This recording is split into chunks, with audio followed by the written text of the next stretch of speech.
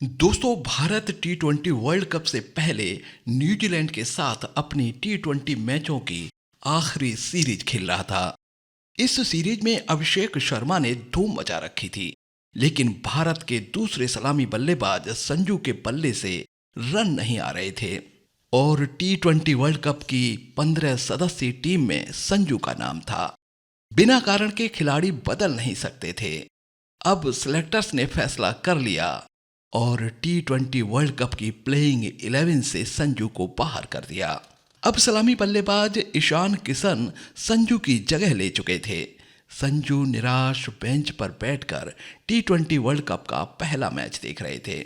Match था USA के साथ। भारत की बल्लेबाजी लड़खड़ा रही थी। उधर संजू की बाजू फड़फड़ा रही थी, मानो कह रहे हों कि इस मैच में मैं होता तो नतीजा कुछ और होता। खैर, भारत ने अपनी बॉलिंग के दम पर 29 रन के मामूली अंतर से यूएसए को हरा दिया। संजू की बात जैसे भगवान सुन रहे थे। अभिषेक के पेट में इन्फेक्शन हो गया। अब और कोई सलामी बल्लेबाज था नहीं। किस्मत के सहारे संजू को नामीबिया के खिलाफ मैच खेलने का मौका मिला। संजू ने 8 गेंदों पर 22 रन बनाए, लेकिन ये 22 रन सेलेक्टर को प्रभावित नहीं कर पाए। अगला मैच पाकिस्तान से था। सेलेक्टर कोई रिस्क लेना नहीं चाहते थे। अभिषेक वापस आ गए। संजू एक बार फिर बेंच पर बैठकर मैच देख रहे थे। अब कोई उम्मीद बची नहीं थी। निराश संजू अब और कर भी क्या सकते थे। पाकिस्तान को भारत ने 61 रनों से हराकर शानदार जीत दर्ज की। अब तो संजू की रही सही उम्मीदें भी जाती रहीं, लेकिन अभिषेक पहले मैच की तरह दूसरे मैच में भी 0 पर आउट हो गए। लेकिन भारत जीत रहा था और जीती हुई टीम में बदलाव होता नहीं। अगले मैच नीदरलैंड से 17 रन से जीतने के बाद दक्षिण अफ्रीका से भारत 76 रन के बड़े अंतर से हार गया। भारतीय खेमे में खलबली मच गई। अब तो सेमीफाइनल में पहुंचने के लिए मुश्किलें पैदा हो गईं। लेकिन अच्छा ये हुआ कि दक्षिण अफ्रीका से वेस्ट इंडीज हार गई। अब भारत का वेस्ट इंडीज के साथ मैच क्वार्टर फाइनल की तरह हो गया। लेकिन भारतीय खेमे में चिंताएं बल्लेबाजी को लेकर थीं। अभिषेक चल नहीं रहे।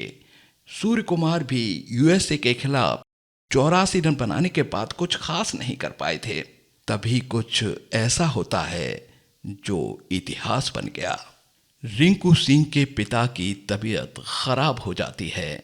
रिंकू को टीम छोड़कर अस्पताल जाना पड़ा।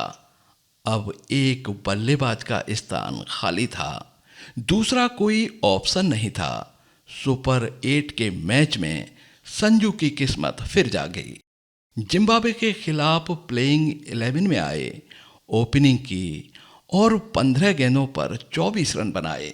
सिलेक्टर को 40 प्लस रन ही प्रभावित कर सकते थे। रिंकू वापस आ गए।